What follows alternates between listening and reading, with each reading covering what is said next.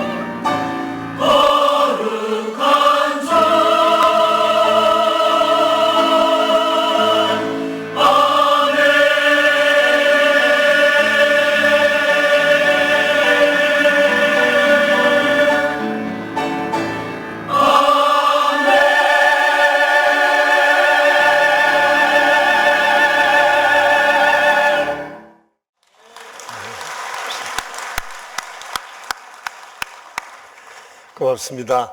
오늘 아침 우리에게 주신 하나님 말씀은 잠언서 6장에 있는 말씀입니다. 1절부터 11절에 있는 말씀인데요.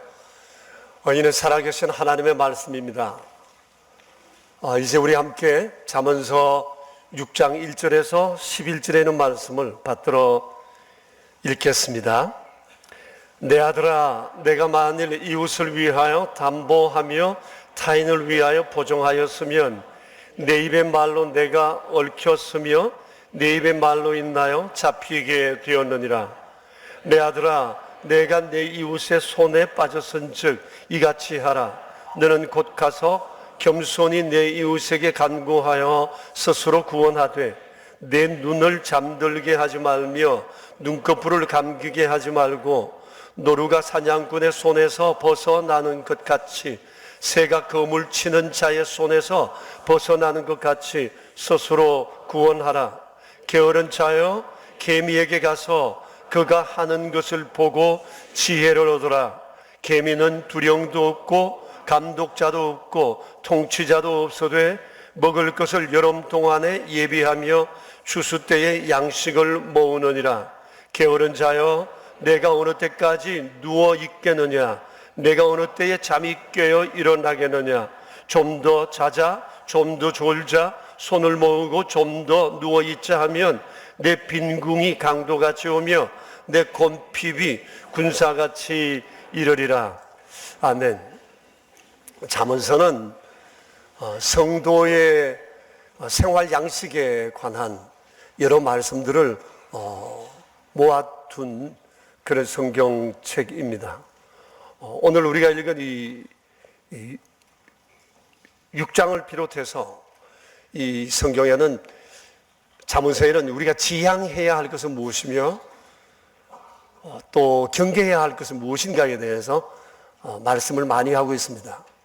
특히 6장에는 주로 경계해야 할 일에 관한 내용들을 이렇게 묶어 두었고, 오늘 우리가 읽은 본문의 내용은 그 중에서 보증하는 일과 게으름에 관한 것을 말씀하고 있습니다. 그래서 오늘은 이 두 가지에 대해서 말씀을 드리려고 합니다. 어제 부목사님 한 분과 함께 제가 이 보증이라는 말을 했더만 잘 못 알아들어요. 그래서 그 순간 제가 잠깐 당황했습니다. 이 사람이 보증이라는 말도 잘 모르나?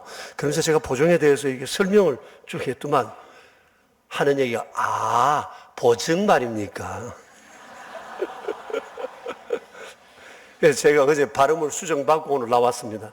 그래도 또 뭐 보정하고 나올지 모르니까 여러분은 알아서 보정으로 알아들으시면 될 것 같습니다. 보증이 뭐죠? 맞나요? 보증. 예. 어쨌든 그냥 알아들으세요. 이제 시비 걸지 말고. 보증이라고 하는 것은 다른 사람이 이행해야 할 의무를 내가 대신 책임지겠다고 약속하는 것을 말합니다.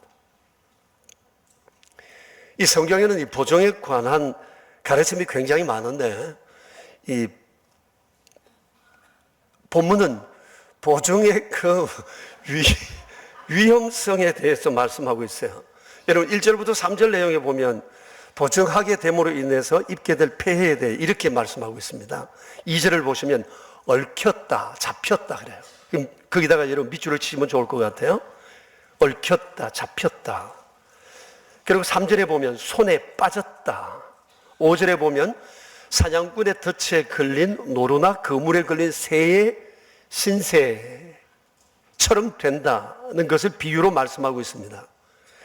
이를 통해서 볼 때 보정에 대해 보정 쓴 것이 잘못되게 되었을 때 겪게 될 피해와 고통이 얼마나 큰가라고 하는 것을 이 구절은 우리에게 잘 말씀해 주고 있다 볼 수 있습니다. 사실 우리 주변에서 보정선 일이 잘못되어서 재산 잃고 가정이 어려워지고 배우자나 가족들의 삶에 영향을 준 그런 여러 사례들을 우리가 잘 보고 있습니다. 또 최근엔 같은 계열의 기업에 담보를 섰다가 모기업마저 흔들리게 된 일도 있었습니다. 이처럼 보증이라고 하는 것은 좋은 거기는 하지만 자칫하면 이것은 굉장한 위험을 초래할 수 있다고 성경은 말씀하세요. 그럼에도 불구하고 성경은 보증하는 일을 금하지는 않습니다. 창세기 43장과 44장에 보면 담보라는 단어가 몇 번 나오는데, 이 담보가 맨 보증의 담보물, 그런 의미입니다. 야곱의 12아들 가운데 넷째 아들인 유다가 자기 몸을 담보로 해서 집안을 살려내는 이야기가 나옵니다. 그때 야곱의 11째 아들이 우여곡절 끝에 애굽에 간 요셉이었는데, 이 사람이 애굽의 총리가 되었습니다. 그 즈음 고대 근동에 극심한 가뭄이 들어서 요셉의 본가도 양식이 없어 굶어 죽을 상황이 되었습니다. 이런 와중에 요셉은 자기의 바로 친동생 베냐민과 아버지가 보고 싶어온 차에 형제들이 양식 구하러 왔을 때 그들을 만나게 됩니다. 이런 상황 속에서 유다는 자기 자신을 보증으로 하여 아버지로부터 베냐민을 애굽에 데려오게 되고, 또 요셉 앞에 자기 자신을 보증으로, 자기 자신을 담보로 내세울 테니까 이 아들을, 막내 아들을 아버지께 다시 돌려보내달라는 이런 얘기를 통해서 결국은 이 담보의 문제가 집안을 살리고 요셉의 마음을 풀고 형제간에 화목하게 하는 이런 아름다운 일이 있었던 것을 보게 될 것입니다. 저는 성경을 정독할 때마다 이 부분에 이르면 이 말씀이 저를 울게 만듭니다. 금년에도 이 말씀을 읽다가 얼마나 울었는지 모릅니다. 어제도 이 말씀을 다시 한번 읽으면서 많이 울먹했습니다. 그래서 이 말씀을 대하면 끊지 못하고 그대로 50장까지 쭉 읽어가곤 합니다. 담보의 아름다운 모습을 보잖아요. 여러분, 보증과 담보, 이것은 희생이 따르는 일입니다. 힘든 일이기는 합니다. 그렇지만 잘 되었을 때 이 보증으로 말미암아, 담보로 말미암아 사람들이 살아나고 집안이 살아나고 주변이 다 좋아지게 되는 얼마나 보람이 큰 일인가라고 하는 것도 성경은 말씀하고 계십니다. 예수님께서 십자가에 죽으신 것도 보증과 담보의 성격이 짙습니다. 대속의 죽음이기 때문입니다. 예수님은 우리가 죽어야 할 죽음을 대신 죽으심으로 우리를 죄로부터 살려내신 겁니다. 희생의 제물이 되신 겁니다. 예수님의 이 희생 제물의 일이 없었다면 우리의 속죄와 구원은 없습니다. 자, 그렇다고 볼 때 보증이라고 하는 것은 사랑의 결정체다, 이렇게 말할 수가 있을 것입니다. 그럼에도 불구하고 성경에는 보증을 경계합니다. 그 위험성이 워낙 크기 때문입니다. 좀 전에 우리가 성경에서 봤잖아요. 얽히고 잡히고 손에 빠지고 그물에 걸리는 일이 생기게 되기 때문에 그렇습니다. 자, 이렇게 위험하기는 하지만 만일 지금 내 곁에 절박한 상황에 놓여 있는 사람이 있다면 이 사람을 못 본 채 하고 그냥 지나가는 것은 쉽지가 않습니다. 더욱이 그가 같은 교인이고 그리스도인이라고 하면 더더욱 그렇습니다. 왜냐하면 우리는 좀 전에도 사도신경을 고백했지만 사도신경을 고백할 때마다 우리 성도끼리 교제를 잘하게 해달라고 날마다 고백하고 있지 않습니까? 그런데 성도가 지금 어려움에 빠져서 보증과 담보가 필요한데 이것을 우리가 도와주지 않는다고 하면 교회 생활 자체가 매우 불편해질 수가 있습니다. 또 우리가 날마다 love people을 얘기하면서 예수님을 믿지 않는 사람이라 할지라도 그들이 우리에게 담보나 보증을 요구할 때 이것을 우리가 못 본 척 한다면 우리가 늘 외치는 love people, 이것은 공허한 하나의 소리에 불과할 것이기 때문에 그렇습니다. 보증은 할 수도 없고 안 할 수도 없는 그런 삶의 딜레마를 우리에게 늘 보여주고 있다고 생각합니다. 자, 그런데 만일 지금 내가 내 주변의 사람들로부터 담보나 보증을 요청받았다면 나는 어떻게 해야 할까? 답은 하나입니다. 성경대로입니다. 성경적으로입니다. 성경에서는 이에 대해서 분명히 말씀하고 계세요. 만일 누가 내게 담보나 보증을 요구했다면 다음 몇 가지가 도움이 될 것 같아요. 하나는 야곱의 아들 유다나 예수님처럼 담보나 보증을 통해서 어떤 목적을 성취할 확신이 든다면 불편을 감수하고 보증이나 담보를 해 주어야 합니다. 희생 없이 얻을 수 있는 것은 없기 때문에 그렇습니다. 잠깐의 수고로움이 더 좋은 것을 성취해낼 수 있다면 해야 합니다. 그것은 좋은 투자이기 때문에 그렇습니다. 그리고 또 하나, 자발적이어야 한다는 거예요. 체면이나 관계 때문에 억지로 보증을 써서는 안 돼요. 왜냐하면 담보나 보증 때문에 좋았던 관계가 갈라진 예가 훨씬 더 많기 때문에 그렇습니다. 세 번째 중요한 것이 있는데, 내가 보증과 담보를 써줄 대상이 어떤 사람인지를 잘 분별해야 돼요. 여러분, 좀 전에 우리가 봤잖아요. 얽히다, 잡히다, 빠지다, 손에 빠지다, 그리고 그물에 걸린다. 요 내용을 볼 것 같으면 요 표현 자체가 굉장히 고의적이고 악의적인 계획을 암시하고 있기 때문에 그렇습니다. 이웃이라고 다 좋은 이웃만 있는 것이 아니에요. 우리 이웃 가운데 자기 살자고 나 죽이려는 사람들도 많이 있기 때문에 그렇습니다. 여기 얽히려고, 잡으려고, 손에 빠지게 하려고, 그물에 걸려들게 하려는 교묘한 보증과 담보의 요청들이 주변에 많기 때문에 그렇습니다.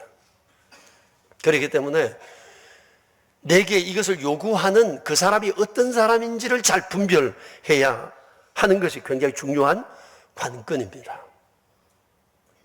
그래서 오늘 우리가 성경을 통해서 보는 바와 같이 보증과 담보는 할 수 있으면서도 안 하는 것이 좋습니다. 그래서 우리 사회에서도 경제적인 이런 보증과 담보의 문제로 폐가 망신하고 어려움을 당한 상황이 너무 많기 때문에 타인의 보증을 써주는 일을 지극히 금하고 있고, 이 대신에 사회보증보험을 통해서 보증을 들도록 권하고 있습니다. 만일 이것마저도 되지 않는다면 그는 자신의 여러 가지 하는 일을 새롭게 돌아볼 필요가 있다고 하는 사실입니다. 한 가지 우리가 더 예를 든다면, 만일 내가 이미 보증을 해서 책임을 져야 할 상황이 생겼다면 어떻게 해야 하나? 여기에 대해서 주님은 이렇게 말씀을 하십니다. 3절과 5절을 보시면 스스로 구원하라는 겁니다. 스스로 구원하라 그랬어요. 이 말은 너가 보증을 했으니 이 일에 대해서 너가 책임을 져야 한다는 거예요. 그리고 이 보증 물건에 대해서 어떻게 하는지 갚으려고 노력을 하라는 겁니다. 스스로 구원하라고 말씀을 하세요. 그러시면서 몇 가지 방안을 3절, 4절, 5절에서 말씀을 합니다. 여러분 3절을 보십시오. 여기 보면 이렇게 말씀을 하세요. 그때 어떻게 해야 돼요? 내가 곧 갔어 라고 해요. 너는 곧 갔어 그랬어요. 곧 가라는 겁니다. 보증 선일이 잘못되었을 경우에 머뭇거리지 말고 채권자를 바로 찾아가라는 겁니다. 이런 경우 타이밍이 굉장히 중요합니다. 시기를 놓치면 안 됩니다. 한참 뒤에 가는가 금방 가는가 이것은 전혀 다른 얘기가 되기 때문에 그렇습니다. 곧 가라 그래서 곧 가라. 채권자를 곧 찾아봐라. 그 다음 뒤에 보면 어떤 말씀이 있어요? 가서 겸손히 간구하라는 거예요. 겸손히 간구한다는 말은 손해본 채권자의 입장에 서서 그의 마음을 헤아리며 대화하라는 겁니다. 그 사람도 얼마나 억울하겠어요. 자기 생돈을 줬는데 이걸 못 받을 상황이 생겼어요. 너무 억울해요. 가슴이 터질 듯해요. 겸손히 간구하라는 것은 그에게 가서 그 사람 입장을 충분히 헤아리며 그 사람 입장에 서서 얘기를 해주라는 겁니다. 절대 뻣뻣하게 나가면 안 된다는 겁니다. 이런 못된 말이 있잖아요. 배째라. 이런 말 하면 안 되고 오리발 내밀면 절대 안 된다는 것을 말씀하고 계세요. 그리고 4절을 보시면 이게 무슨 말씀이죠? 내 눈을 잠들게 하지 말고 내 눈꺼풀을 감기게 하지 말라는 말씀은 해결될 때까지 밤낮주야 방안을 찾아보라는 겁니다. 밤낮주야 방법을 찾아보라는 거예요. 그리고 5절을 보시면 절대 절망하거나 포기하지 말라는 겁니다. 노루가 덫에 걸리고 사냥꾼에 걸리고 새가 그물에 걸릴지라도 나는 걸렸으니 덫에 걸렸으니 끝이라는 생각을 하지 말고 어떻게든지 간에 빠져나오기 위해서 노력하다 보면 좋은 상황이 생길 수도 있다는 것입니다. 아직까지 미래 결과는 몰라요. 그러나 하나님은 우리에게 이것을 명령하고 계세요. 그렇기 때문에 주의 백성 된 자들은 반드시 주의 말씀을 따라 이것을 실행에 옮겨야 하는 것입니다. 그것이 옳은 일입니다. 아무튼 보종을 선다고 하는 것은 그만큼 위험성이 크고 부담이 되는 일이기 때문에 심사숙고해야 하고 여한 경우에도 남의 보종이나 담보를 요구해서는 안 된다는 겁니다. 내 살기 위해서 그까지 끌어들여 함께 죽게 할 수는 없는 일이기 때문에 아주 솔직하게 자신의 형편을 돌아보아야 하고 그 문제를 해결할 방도를 또 달리 주님 앞에 기도하며 문제를 해결해 가야 할 것입니다. 두 번째 오늘 가르침은 게으르지 말라는 겁니다. 6절부터 11절의 말씀이 나와 있는데요. 잠언서에는 이 말씀 외에도 게으름에 관한 교훈이 굉장히 많아요. 그런데 오늘 우리가 읽는 본문에는 주로 게으름에 대한 경고와 충고에 관한 것입니다. 이 내용을 가지고 제가 두 가지만 말씀을 드리고 싶은데, 첫째는 게으르게 사는 것은 범죄라는 겁니다. 하지 말라는 것을 하기 때문에 죄라는 겁니다. 또 다른 한 가지 이유는 하나님께서 천지를 만드시고 난 다음에 아담과 하와에게 제일 먼저 명령하신 것이 노동명령입니다. 창세기 1장 28절에 이런 말씀이 있습니다. 같이 한번 읽어봅시다. 하나님이 그들에게 복을 주시며 하나님이 그들에게 이르시되 생육하고 번성하여 땅에 충만하라. 땅을 정복하라. 바다의 물고기와 하늘의 새와 땅에 움직이는 모든 생물을 다스리라 하시니라. 여기 보세요. 땅을 정복하라, 다스리라. 이 말씀은 일하라는 거예요. 노동하라는 겁니다. 어떤 사람은 이런 얘기를 해요. 에덴 동산은 놀고 먹는 곳이다. 아닙니다. 오해입니다. 에덴 동산에도 일이 있었습니다. 태초에도 일이 있었습니다. 태초에 하나님은 노동을 명령하셨습니다. 일하는 것은 사람에게 있어서 너무나 당연한 일이라고 하는 것입니다. 그리고 창세기 2장 15절 말씀을 보면 이런 말씀이 있어요. 같이 한번 볼까요? 여호와 하나님이 그 사람을 이끌어 에덴 동산에 두어 그것을 경작하며 지키게 하시고 그랬어요. 경작이라는 말은 농사 짓고 일하는 것을 말해요. 지킨다는 말은 계속 경작한다 이런 뜻이에요. 그러니까 하나님이 천지를 지으시고 난 다음 사람에게 맡기신 첫 번째 명령이 노동명령이에요. 하나님의 사람을 지으신 목적 가운데 하나가 하나님이 지으신 만물을 잘 관리하고 다스리기 위함이라는 사실이에요. 자, 그런데 문제는 선악과를 따먹고 난 다음에 사람의 노동관이 확 달라지게 되었습니다. 창세기 3장 17절 19절에 이런 말씀이 있어요. 제가 읽어보겠습니다. 하나님께서 아담에게 이르시되 내가 내 아내의 말을 듣고 내가 내게 먹지 말라 한 나무의 실과를 먹었은즉 땅은 너로 말미암아 저주를 받고 너는 내 평생에 수고하여야 그 소산을 먹으리라. 내가 흙으로 돌아갈 때까지 얼굴에 땀을 흘려야 먹을 것을 먹으리니 내가 그것에서 취함을 입었습니다. 라는 말씀이 있어요. 이게 중요한 내용입니다. 평생이라는 단어예요. 평생 수고하여야 먹고 살 거라는 얘기입니다. 그러니까 사람은 평생 수고함으로, 평생 노동함으로 살아가게 되어 있다. 그걸 작정하셨다는 겁니다. 그러면 범죄하기 전엔 어땠느냐? 마찬가지입니다. 범죄하기 전이나 범죄한 이후나 평생 노동은 사람에게 지어진 운명이에요. 천지를 지으시고 난 다음에 주님이 첫 번째도 노동명령을 하셨고 범죄한 이후에도 노동명령을 하셨어요. 문제는 노동관이 달라진 거예요. 노동관이 달라졌어요. 범죄 이전에는 하나님께서 노동명령을 하셨지만 그 일 자체가 즐거웠어요. 기뻤어요. 범죄 이후에는 일이 저주요 괴로움처럼 다가왔어요. 땀 흘리는 게 싫었어요. 그러면 범죄하기 전에는 일하면 땀이 안 났을까요? 땀구멍이 왜 있습니까? 땀 나라고 있지. 그래, 범죄 전에도 일하면 땀이 콩죽같이 쏟아지고 범죄한 이후에도 일하면 땀이 쏟아져요. 근데 그전에는 땀 흘리는 게 즐거워. 땀을 흘려도 기뻐. 그런데 범죄 이후에는 땀 흘리는 게 싫어요. 귀찮아요. 더욱이 평생 노동하며 일하며 살아가야 한다는 것이 아주 끔찍하게 여겨졌다고 하는 사실입니다. 그래서 할 수만 있으면, 범죄한 이후에 인간은 생태적으로 할 수만 있으면 일 안 하고 일 덜 하고 쉽게 하는 일을 찾으려 하게 됐다는 것입니다. 적게 일하고 충분한 보수를 받는 신의 직장을 찾는 것이 오늘날 보편적 상황이 되었습니다. 이걸 선호합니다. 그보다 더 선호하는 것은 일 안 하고도 먹고 살 수 있는 거, 놀고 먹는 거, 이걸 최고의 축복으로 생각하는 것이 만연해 있습니다. 이것이 대부분 오늘날 사람들이 가지는 노동관입니다.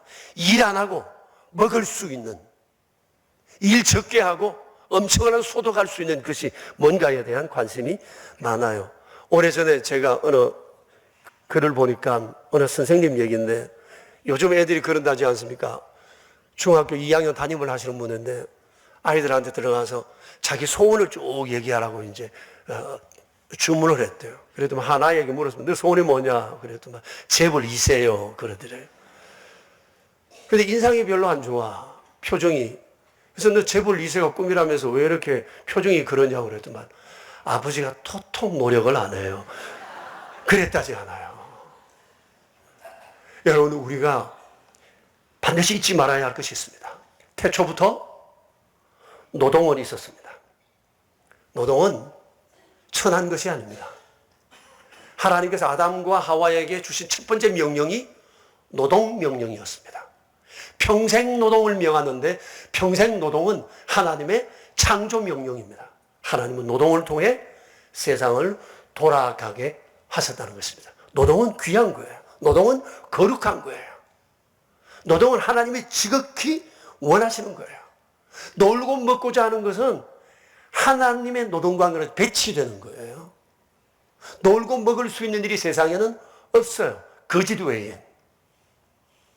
거짓된 행동 외엔 놀고 먹을 수가 없어요. 그래서 데살로니가전서 3장 10절에서는 이렇게 말씀하고 있습니다. 누구든지 일하기 싫어하거든 먹지도 말게 하라. 공짜는 안 된다는 겁니다. 주더라도 일을 시키고 먹을 것을 주라는 겁니다. 무노동, 무임금 원칙을 주님은 말씀하시고 계세요. 그래서 유대인들은 자녀에게 일하는 법을 가르치고, 일하는 법을 가르치지 않는 것은 자녀로 하여금 도둑질 하라는 거라고 얘기를 한다고 그래요. 그러니까 자녀들에게 일을 가르치지 않는 것은 매일 얻어먹고 살라는 얘기입니다. 공짜를 기대하면서 살라는 겁니다. 부모가 재벌되기를 바라면서 살라는 얘기와 다를 것이 아닙니다. 사람이 일하는 것을 습관화들이지 않으면 맨날 놀고 먹는 것을 일로 생각하게 된다고 하는 것입니다. 그런데 요즘 우리나라에는 성경적 노동관과는 반대로 가는 풍조가 만연해서 걱정입니다. 정부나 지자체 할 것 없이 무슨 복지도 하고 해서 퍼주는 일이 일상이 되었습니다. 무슨 수당 공짜로도 주고 조금만 움직이면 또 주고, 또 실업수당이라는 게 있지 않아요. 실업수당 자체는 얼마나 좋은 일인지 모릅니다. 갑자기 실직한 사람들에게 살 수 있는 일정액을 지급하는 것은 너무나 좋은 제도입니다. 근데 문제는 이것을 악용하는 사람들이 너무 많아졌다는 겁니다. 그래서 실업수당이 엄청나게 지급되었다. 1분기 동안에도 얼마나 많이 지급되었는지 모른다는 것은 통계를 우리가 보고 있습니다. 일하기를 싫어합니다. 구제라고 하는 것은 절대 빈곤 한 사람에게 주어야 하는 것이지, 일할 수 있는 사람에게 공짜로 주는 것은 근로의욕을 꺾을 뿐만 아니라 국민의식을 확 떨어뜨리는 일이 될 수밖에 없다고 하는 것입니다. 부자는 그냥 부자 된 것이 아니잖아요. 옛날 미국의 유명한 강철 왕이라고 있었습니다. 카네기라는 사람. 지금도 그 집안의 영향력이 굉장히 크다고 그러지 않습니까? 그분이 이런 얘기를 한 적이 있습니다. 개인과 사업가가 실패할 수밖에 없는 10가지 이유. 이렇게 얘기를 했어요. 책임질 줄을 모른다. 목표가 없다. 지름길을 선택한다. 이게 망조입니다. 망조. 지름길이라는 말이 뭐예요? 덜 수고하고 덜 노력하고 충분히 얻을 길이 없는가라고 생각을 합니다. 쉽게 얻을 수 있는 것은 아무도 없습니다. 최고가 되는 일에 지름길은 없습니다. 1만 시간의 법칙 알잖아요. 하나의 일의 전문가가 되기 위해서는 1만 시간을 투자해야 된다는 겁니다. 투자하지 않고 얻을 수 있는 것은 없어요. 견고해지지가 않는 것입니다. 넷째, 자기 일에 확신이 없다. 과거에 연연한다. 과도하게 자기 일을 비하한다. 자기를 비하한다. 구체적인 계획이 없다. 미래에 대한 대비가 어리석다. 빨리 포기한다. 독창력이 없이 흉내만 낸다. 이렇게 되면 실패할 수밖에 없다고 그는 얘기를 해요. 사실입니다. 이렇게 산다면 그는 실패할 수밖에 없을 것입니다. 스스로 일해야 하고 또 노력해야 하고 힘 닿는 데까지 일해서 먹고 살도록 계획해 놓은 것이 하나님의 창조 계획이라는 사실이에요. 자, 게으름과 관련해서 첫 번째, 게으름은 범죄라는 것을 말씀을 드렸습니다. 그리고 두 번째 말씀드리고 싶은 것은 오늘 6절 8절에 보면 재정 계획을 세울 것에 대해서 주님 말씀하셨어요. 재정 계획을 세우라는 겁니다. 게으른 자여 개미에게 가서 그가 하는 것을 보고 지혜를 얻으라. 개미는 두령도 없고 감독자도 없고 통치자도 없으며 먹을 것을 여름 동안에 예비하여 추수 때에 양식을 모은다고 했습니다. 양식을 모은다라고 했어요. 저축한다는 말입니다. 어떤 사람은 말할지 모릅니다. 뭐 남는 게 있어야 저축하고 재정 계획을 세우지, 그렇게 말할지 모르지만 남는 것 가지고 저축할 수가 없습니다.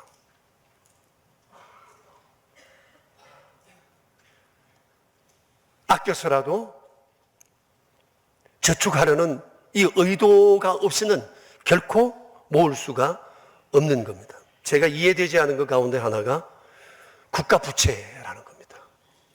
제가 경제에 대해서 잘 몰라서 그런지 모르지만 국가부채라는 게 당최 이해가 안 돼요.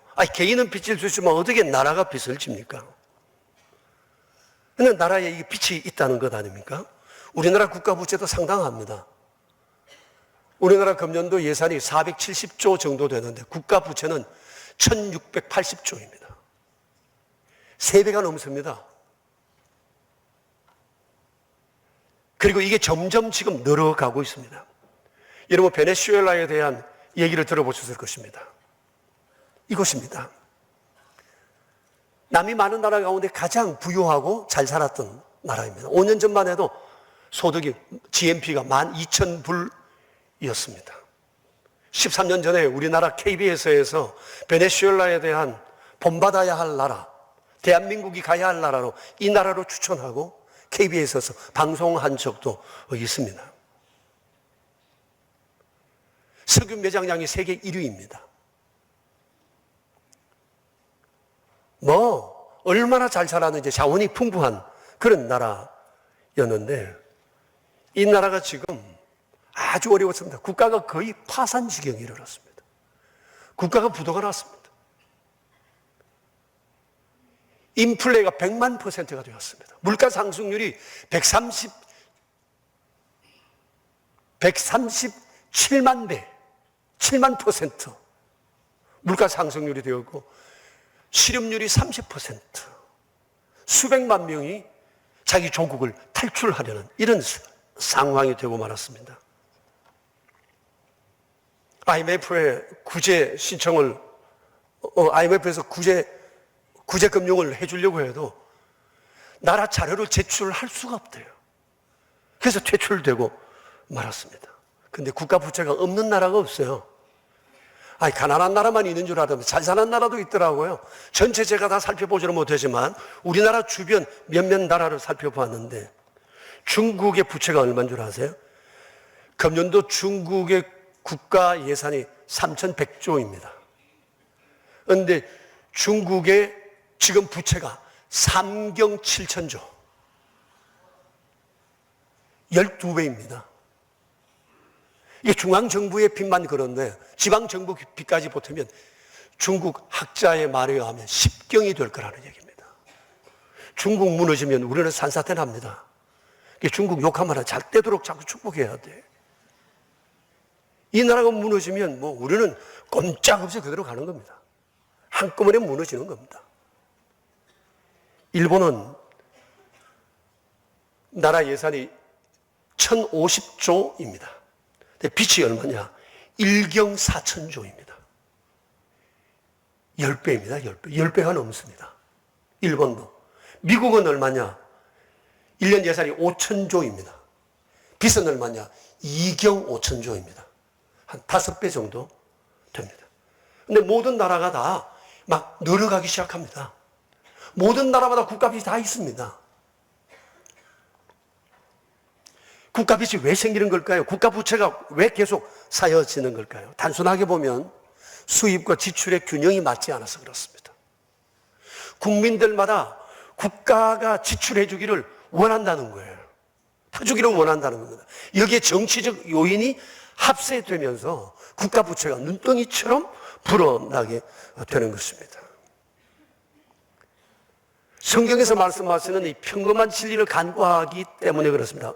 개미는 지혜로워서 먹을 것을 여름 동안에 예비하여 추수 때에 양식을 모은다라고 평범한 진리를 간과하고 있다는 거예요.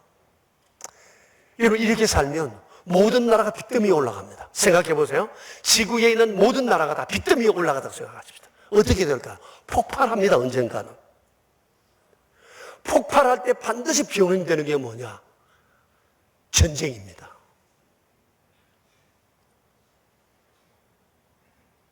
그래서 지구는 종말이 올 수밖에 없다는 얘기를 하고 있지 않아요? 우리는 지구의 끝을 뻔히 보고 있습니다. 한 나라만 잘 살아서 되는 게 아닙니다. 함께 잘 살아야 될 세상이고 혼자만 잘 살아서 되는 세상도 아닙니다. 함께 잘 사는 길을 모색해야 한다는 것입니다. 그렇기 때문에 국가나 기업이나 가정이나 개인을 막론하고 건전한 재정 계획은 반드시 있어야 하고, 건전한 재정 계획은 소득과 지출을 균형 이루는 것이라고 하는 것입니다. 그러나 과도히 아끼는 것도 도움은 되지를 않습니다. 그러면 시장이 돌아가지를 않습니다. 시장이 돌아가지 않으면 기업이, 즉 수입이 결국 줄게 됩니다. 그러면 심리적 불안감이 생겨서 지출하지 않습니다. 그럼 시장은 또 더 어렵습니다. 수입은 쪼그라듭니다. 이런 악순환이 계속됩니다. 펑펑 쓸 수는 없으나 있는 사람은 써줘야 됩니다. 명품도 사실만 안 묻어는 사셔야 돼요. 좋은 옷 입을 입장이 되는 사람은 좋은 옷 입으셔야 돼요. 그 시장이 돌아가니까. 어려운 형편이 없는 사람은 형편대로 사는 거예요. 다른 사람 명품 입고 뭐 좋은 거 하는 거, 여러분 그거 비판할 이유가 없어요. 형편이 되니까 하는 거거든요. 해야 돼요. 그런 분들이 써줘야 시장이 돌아가니까. 다만 수입과 지출의 균형감만 가지면 괜찮다라고 하는 것을 우리가 기억해야 할 필요가 있습니다. 6년 전에 이런 뉴스를 본 적이 있어요. 여러분도 아마 보셨을 거예요. 제가 한번 얘기도 했던 것 같기도 한데, 이종환이라는 분이 계세요. 삼영화학 명예회장님이신데 그렇게 큰 회사는 아닌 것 같아요. 근데 이분이 자기 돈을 모으고 8년을 모으고 그 아마 전 재산을 출연한 것 같아요. 1조 원을 출연해서 교육재단을 세웠습니다. 장학재단입니다. 1조 원 장학재단. 아시아에서는 개인 장학 재단으로서는 가장 큰 재단입니다.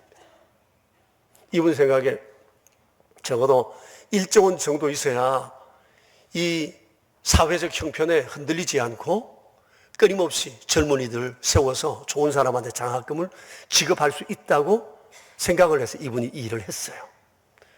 전 자녀들도 대단하다고 생각해요. 아버지의 이런 결정을 지지하고 함께 하도록 격려했다는 사실은 너무 놀라운 일이 아닐 수가 없습니다. 그런데 이분에게는 절약하는 습관이 있더라고요. 해외 갈 땐 이 사람은 언제나 이코노미석만 탄답니다. 그리고 경호원도 대동하지 않는데요. 여러분, 돈 있고 형편되고 연세가 이 정도 되시는 분이 이코노미석 타는 거 보통 어려운 일이 아닙니다. 그리고 또 하나, 이분은 식당에 가서 음식을 먹을 때 메뉴판을 보면 왼쪽은 안 보고 오른쪽만 본대요. 왼쪽은 음식 그 품목이 나와 있고 이쪽은 가격이 나와 있는데 가격을 쫙 보고 제일 싼 걸 딱 집어서 맛있거나 맛없거나 그걸 골라 먹는데, 누구나 다 그렇게 살 수는 없습니다. 자기 형편에 맞게 비싼 음식도 사 드시고 이래야 될 것이지만 이분의 정신은 우리가 본받아야 한다고 생각합니다. 이분은 이렇게 살았기 때문에 그 큰 일도 할 수 있는 겁니다. 참으로 근면하고 겸손하신 분이라는 생각이 들었어요. 아무튼 게으른 것은 죄입니다. 게으른 사람은 아무짝에도 쓸 수 없습니다. 일해서 먹으려 하지 않고 날마다 다른 사람 주머니 바라보고 공짜만 바라보는 이런 근로의식을 가진 사람은 정말 하나님의 노동관과는 전혀 배치되는 그런 삶을 산다고 할 수밖에 없습니다. 그래서 오늘 성경에 보면 게으른 사람에게 몇 가지 특징이 있어요. 7절을 보면 게으른 사람은 윗사람 눈치를 잘 본다는 겁니다. 근데 개미는 그렇지 않아요. 7절 말씀을 보시면 개미는 두령도 없고 감독자도 없고 통치자도 없지만 제 할 일을 알고 있고 그 일에 굉장히 성실하다 그랬어요. 근데 게으른 사람은 윗사람 눈치를 보고 적당하게 일합니다. 그리고 8절을 보시면 미래에 대한 계획이 없어요. 그리고 낭비합니다. 세 번째, 9절과 10절을 보시면 잠이 많고 건면하지를 못합니다. 9절, 10절 보세요. 계속 잠 타령입니다. 일어나지를 않아. 여기 보세요. 9절. 깨워도 안 일어나요. 그리고 10절에 좀 더 자자, 좀 더 졸자, 손을 모으고 좀 더 누워있자. 여러분 몇 시간 주무세요? 사람 체질 따라 뭐 잠자는 시간이야 다를 수 있겠지만 여러분 오늘 성경을 우리가 지나치다고 생각하지 않으세요?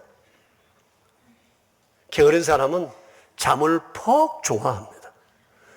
언젠가 제가 책을 보다가 게으른 사람들이 좋아하는 것 몇 가지가 소개된 것을 봤습니다. 웃자고 하는 얘기니까 그죠? 양해하고 들으세요. 우스개로 쓴 것 같아요.